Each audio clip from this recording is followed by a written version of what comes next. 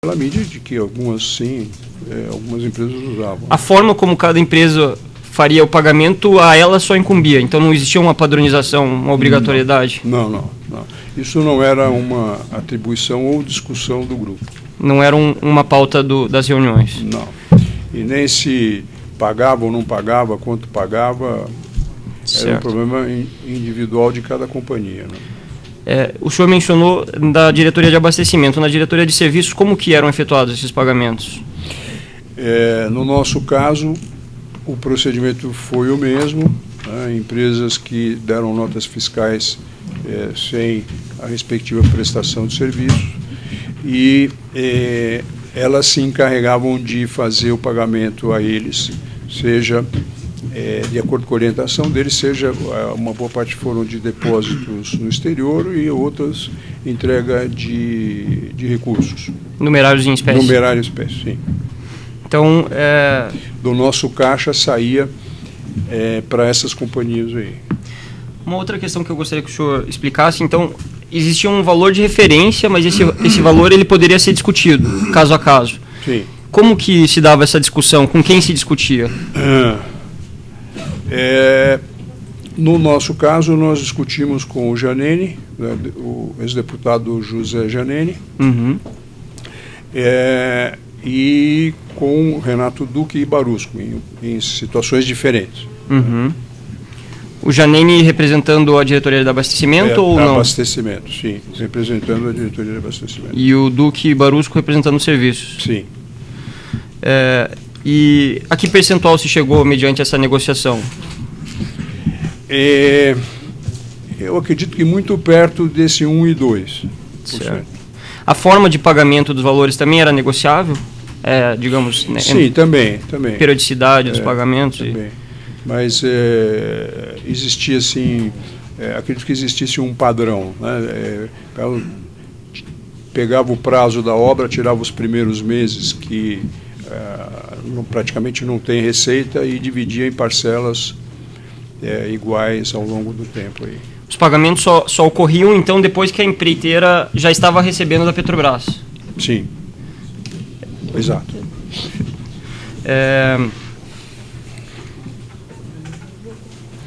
Quando, da transição da primeira fase das 9 empreiteiras para a segunda fase de 16 empreiteiras, o senhor mencionou que antes da conversa com o Duque e Paulo Roberto Costa, não havia o conluio, não havia pagamento de vantagens devidas para empregados da Petrobras. A partir desse momento, quando passou a existir, antes desse momento em que se teve essa conversa com o Renato Duque e com o Paulo Roberto Costa, melhor formulando a pergunta, eles perceberam o funcionamento do cartel? Eles percebiam que havia um ajuste de preços entre as empresas, algo do gênero? Reformulando ainda de uma outra forma a pergunta, quando os senhores foram conversar com o Renato Duque e com o Paulo Roberto Costa, foi explicitado a eles o funcionamento desse grupo, a questão do rateio das obras, essa questão toda? Acredito que sim, né? Eu não participei dessa conversa e também não sei nem como ela foi desenvolvida, mas o fato é que o clube funcionava dessa forma e foi dessa forma que eles passaram a respeitar, né? A executar o que havia sido combinado. E qual que era a contraprestação que eles recebiam em referência ao pagamento das vantagens indevidas? Eles limitavam as chamadas nas licitações aquelas do grupo? Ocorria isso? Sim. Eu acho que basicamente era essa, vamos dizer, a troca das coisas, né? Certo. Por um lado, existia uma demonstração de poder muito forte, uma pressão de que esse assunto tinha que ser cumprido, né? E, por outro lado, as solicitações que eram feitas nas listagens de empresas a serem convidadas normalmente eram atendidas. Durante um período é atendido. Como que eles conheciam as empresas que deveriam ser chamadas? Quem levava esse assunto ao conhecimento deles? Era o coordenador do grupo. Ricardo Pessoa? Ele é quem fazia os contatos com os diretores em nome do grupo. Certo. Ele levava uma lista? Como funcionava? O senhor sabe? Sim. Ele levava uma lista, que essa podia ser escrita, podia ser verbal. Né? Na verdade, como isso não mudava muito, né, as empresas eram sempre as mesmas, não acredito que isso seja uma grande dificuldade. Certo. De transferir essa lista. E entregava tanto para a diretoria de abastecimento, na pessoa de Paulo Roberto Costa, quanto na de serviços, na pessoa de Duque? Sim. Ambos recebiam a lista? Sim, ambos recebiam uma lista. Certo. Existe em algum momento houve algum tipo de ameaça por parte desses diretores de revelar a existência do cartel, se não fosse pago os valores indevidos, alguma coisa do gênero? Nunca soube. O pagamento das vantagens indevidas também conferia a eles, então, um pacto de silêncio quanto ao funcionamento desse grupo? Sim. Certo.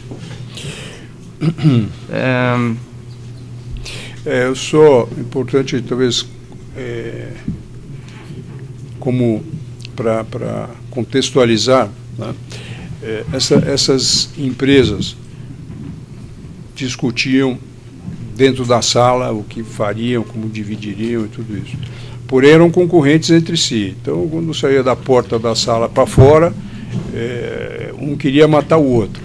Então, o senhor fala porta da sala, na porta da reunião das empresas cartelizadas. O que eu digo fora da reunião, eram grandes inimigos, né, porque qualquer um que desse alguma oportunidade para perder uma licitação, os outros não iam ficar com pena e nem deixar de ganhar.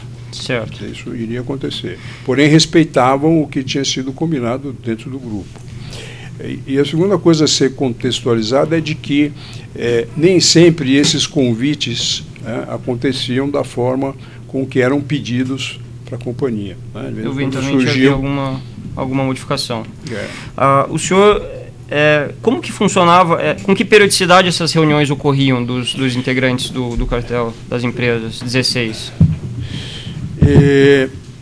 No começo, as periodicidades eram maiores, talvez trimestrais, quadrimestrais, mas à medida que aumentou o número de empresas e a quantidade de obras da Petrobras, elas aconteciam mensalmente. Certo. E quando, dentro dessas reuniões, havia uma discussão e digamos, um loteamento. Você vai ficar com tal obra, a outra empresa com aquela outra. Isso era feito uma ata, tinha uma anotação, havia um controle da participação para que uma empresa não ganhasse mais obras do que a outra? Como funcionava isso? Não existia ata, cada um fazia as suas anotações. O que era importante para cada companhia é saber com quais obras ele havia sido contemplado dentro do grupo. E se fazia um acompanhamento do volume de contatos que cada um tinha. Né? Buscava-se guardar uma proporção entre cada um. Exatamente. E quem fazia, pelo menos durante uma boa parte do tempo, isso era o Ricardo Pessoa, que era vamos dizer que o coordenador. Né? Certo. Ou chamo de coordenador. Certo. A questão uma vez definido o que seria tal empresa ou consórcio de empresas que venceria uma determinada obra, por exemplo, que seria a OAS que venceria tal obra na Renest ou na Repar, como se fazia com relação às ofertas? As empresas que iriam, teoricamente, apenas formalmente concorrer com elas na Petrobras, elas também faziam lances, isso também era definido no âmbito do cartel? Sim. Nas reuniões, quando se definia quem ficaria com que contrato, também se definia quem apresentaria proposta para dar suporte. Então, as outras empresas ali também se comprometiam a apresentar proposta. Propostas não competitivas, propostas que seriam mais caras que a proposta da selecionada. Sim. E então todas as concorrentes tinham acesso ao preço que a empresa, o grupo de empresas selecionado iria praticar naquele certame? Pelo menos os que iam apresentar proposta, sim. Tá. E daí buscava-se como que se fazia para que nem todas as outras que não fossem concorrer não apresentassem a mesma proposta? Existia alguma forma de cálculo disso, de jogar percentual em cima do valor da empresa que tinha sido previamente selecionada pelo cartel? Porque só complementando, de novo, eu não entendi muito bem. Para que as outras fornecessem preços, mas que não fossem iguais, mas embora menores que a empresa que tinha selecionada no cartel para vencer, havia alguma sistemática? Não entendi também, doutora, a pergunta, porque pelo que eu entendi, as outras apresentavam proposta com preço maior, não é isso? Maior, isso. Qual que é a pergunta, então? É porque, trazendo aqui o relatório que foi elaborado pela própria companhia Petrobras, comissões de apuração da RENEST e da Compeg, a gente vê curvas de preços que são proporcionais. Então, quando se fornecia um preço na primeira licitação, no primeiro bid, e aquele preço não atingia o valor de estimativa da Petrobras, aceitável, as outras empresas ofereciam, aparentemente, é isso que eu estou perguntando para a testemunha, propostas que guardavam a mesma relação. Eram linhas paralelas às propostas. Eu não sei se existia esse compromisso também no rebid e quando não se chegava o valor de estimativa. Era nesse sentido a pergunta. Excelência, pela ordem. O Ministério Público fez uma opção declarada na denúncia que foi considerada razoável pelo juízo. A defesa não concorda, mas respeita a decisão do juízo, de que iria dedicar esta denúncia para os crimes de corrupção e lavagem de dinheiro. Perfeito, e organização criminosa. E, com todo respeito, o senhor procurador está perguntando os crimes de cartel e fraude de licitações que não foram objeto da denúncia. Sim, mas só para contextualizar, doutor. Posso terminar, doutor? O esquema é só para... Posso terminar, doutor? Pois não. Parece que o ilustre procurador está tomando informações para uma futura denúncia, tratando a instrução criminal como uma investigação. Mas, doutora, a lavagem não tem por antecedentes o cartel também? Esse é um prejuízo que a defesa sofre diante dessa separação que houve nos processos pela conveniência do Ministério Público. Pode prosseguir, então, doutor. Eu não sei se o senhor entendeu a pergunta. Se entendeu, pode responder. Se não entendeu, daí não. Eu vou reformular, senhor Augusto. Por favor. A Petrobras ela estima o preço de uma obra. E dentro dessa estimativa ela tem preços como aceitáveis acima e abaixo daquele valor. Em determinadas oportunidades foi visto que nessas grandes obras, Repar, RENEST, Compeg, Regap, Revap, todas essas grandes refinarias, as empresas cartelizadas apresentavam propostas muito superiores ao preço da estimativa da Petrobras e dos 20% que ela aceitaria acima desse valor de estimativa. O próximo passo aí seria chamar as empresas para o rebid, no qual elas apresentavam novas propostas. A minha pergunta, então, e vou dividir ela em partes. Nessa nova proposta, as empresas mantinham os ajustes de que a empresa, o grupo de empresas selecionadas previamente pelo cartel permaneceriam como as que deveriam ganhar aquela licitação? Pergunta 1. É melhor o senhor respondendo por pontos, né? Tinha esse compromisso? Sim, tinha o compromisso. Na verdade, a Petrobras tinha um orçamento referência, né? O orçamento referência da Petrobras, ele é uma referência muito boa, porque é elaborado por um pessoal que tem um conhecimento grande, né? Aliás, até fruto das reuniões que houveram entre empresas e Petrobras, a forma de orçar e de separar e preparar tudo isso. Petrobras tem uma planilha que a empresa tem que preencher, que tem muitos detalhes, quer dizer, de forma que ela tem muitas informações para preparar propostas. Mas nós estamos falando de obras extremamente complexas e que trazem riscos muito diferentes. Sim. Só para exemplificar, porque, o senhor me desculpa, mas eu estou participando da terceira audiência. Talvez o senhor possa responder mais objetivamente. A questão era mais se a empresa vai manter o compromisso entre as empresas cartelizadas, as 16 do grupo, inclusive a empresa OAS, por seus representantes, se elas se mantinham compromissadas também em rebides, em novas licitações para o mesmo objeto contratual. Sim. Havia esse compromisso. Havia o compromisso. Havia uma nova conversa nesses casos em que havia rebide entre as empresas de qual seria o novo valor que aquela que seria selecionada iria apresentar, para que não houvesse, digamos, uma que não... O senhor entendeu? Sim, entendi. se houvesse um rebide, a empresa que estava elegida para aquele contrato, ela informaria o novo preço para as outras que apresentariam proposta. Certo.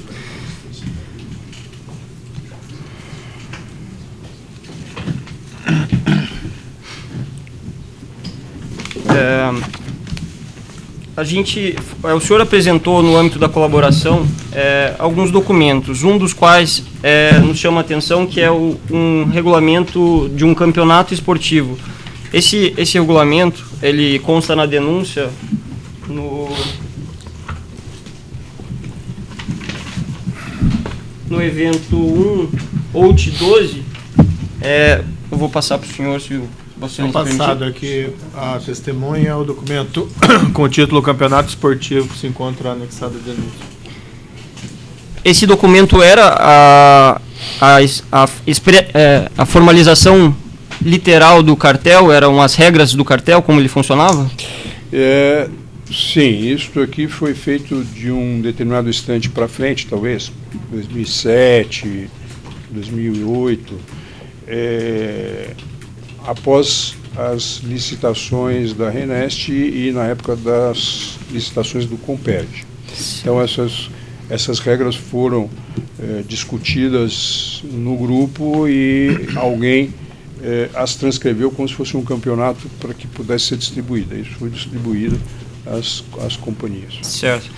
Nesse regulamento, houve a discussão por parte das 16 empresas? Sim. Sim, dos seus dirigentes. O senhor recorda quem que discutiu sobre essas regras com relação à empresa Oeste? Não. Não recordo. Tá. O senhor referiu que essas regras elas tinham grande importância na medida em que elas possibilitavam aqueles empregados de não tão alto cargo no âmbito da colaboração. O senhor poderia explicar isso? Ao longo do tempo, no começo eram os principais executivos, né? Depois, ao longo do tempo, o nível foi caindo e lá nos instantes finais, uma boa parte das empresas mandavam assim executivos do terceiro escalão. Não era mais o primeiro e não era mais o segundo nível da companhia quem estava participando das reuniões. Mas uma das coisas, inclusive que está escrito no próprio regulamento, que cada companhia tinha que ter uma pessoa fixa com um suplente, de modo que a cada reunião aparecia um representante que ninguém nem sabia se tinha poder ou não tinha poder. E o segundo ponto importante é que quem fosse para a reunião tinha que ter poder para decidir e cumprir aquilo que havia sido combinado. No ato isso. Já, tinha que ter poder de decisão na própria reunião. Isso. Mas como essas questões, no nosso caso, as instruções que eu passava eram muito claras, né, para o nosso representante. Mas como existiam níveis diferentes, né, de pessoas, muitas vezes o que acontecia nas reuniões é que não chegavam num acordo exatamente porque o cara tinha que voltar para a empresa dele para poder consultar, para poder na reunião seguinte. Então, esse foi um dos problemas que se enfrentou. E, aliás, acho que tem até uma observação sobre esse ponto aí. Certo. Como que eram convocadas essas reuniões? Era o próprio coordenador? Eram as empresas? Uma época elas foram convocadas pelo coordenador, mas quando elas passaram a ter uma frequência mais, vamos dizer, maior, mensal, a primeira coisa que se ajustava era a data da reunião seguinte. Quando havia uma mudança ou a necessidade de alguma reunião extraordinária, ela era convocada pelo coordenador. Muitas vezes a secretária ligava para marcar. Certo. Não havia participação do Paulo Roberto Costa, do Renato Duque, Barusco nessas reuniões? Não. Nenhuma. Eram só comunicados posteriormente dos resultados? Sim.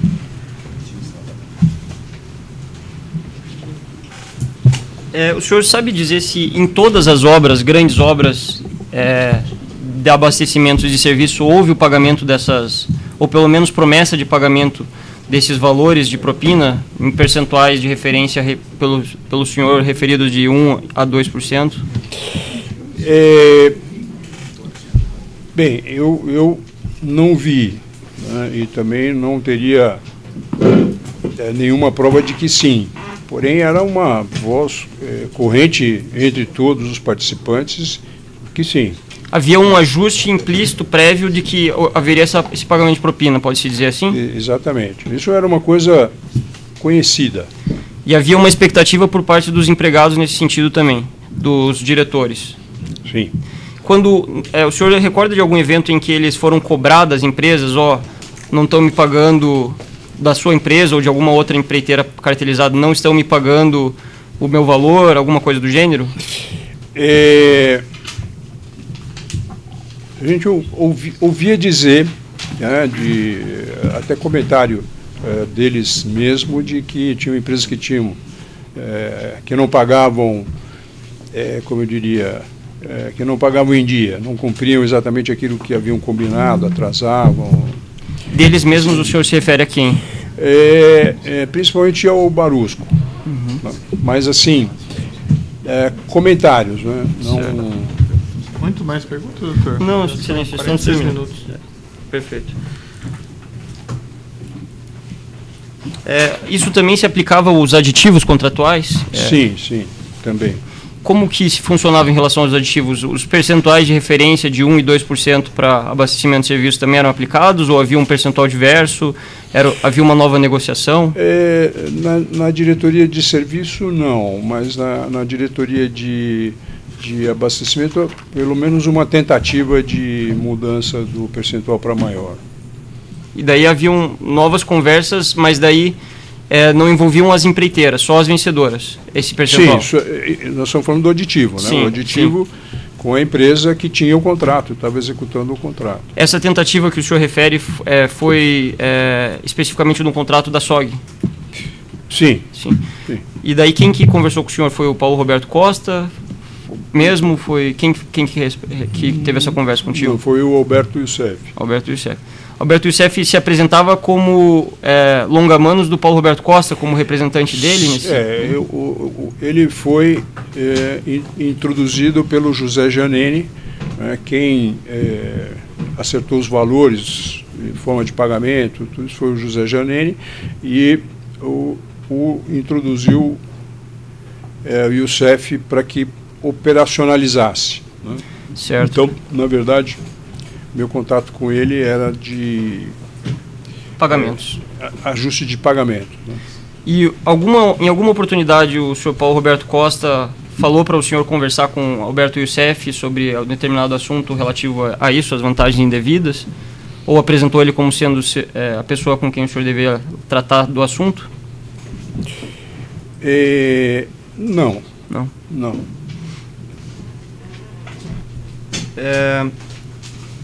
Existe também anotações também fornecidas pelo senhor, excelência, deixa eu ver a referência nos autos.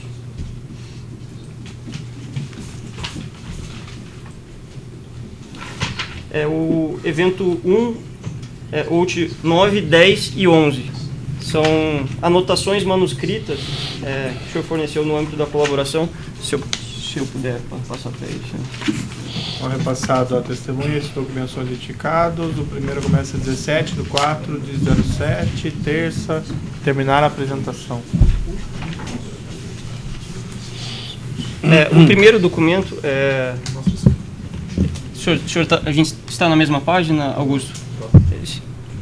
Não. Eu estou nessa página aqui, ó. Desculpa, esse aqui. Certo, então na verdade o documento começa com Zé reclama do H07, sei lá. Essas anotações... Pois não, doutor. Esses são, na verdade não são esses, são aqueles lá, doutor. Tá nos eventos 8, 9 e 10 dos autos, mas o senhor fique à vontade. Esse documento, ele é de lavra de quem, senhor Augusto?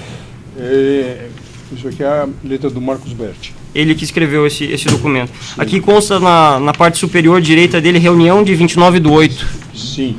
29/8, o senhor saberia dizer o ano?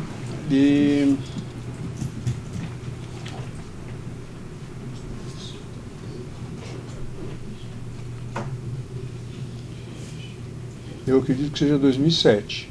Certo. Consta lá no final da página HCC e uma anotação grifada para CETAL e OAS. O que seria essa anotação, senhor Augusto?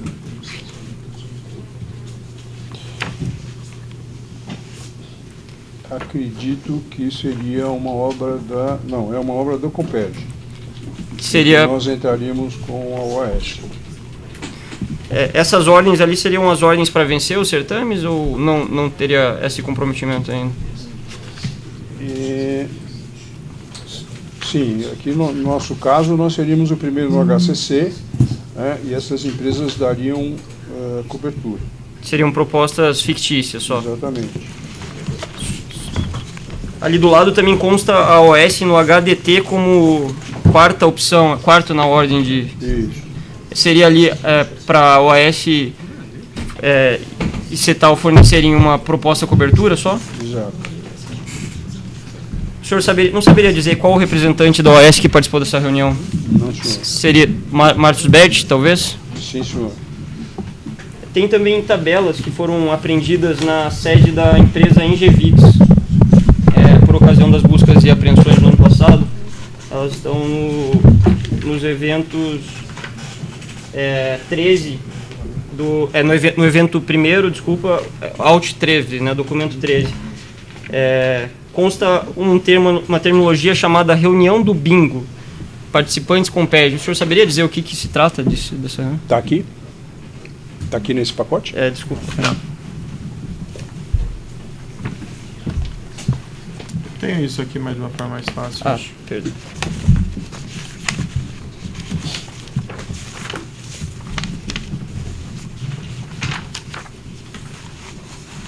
Então, o documento sendo mostrado é um documento...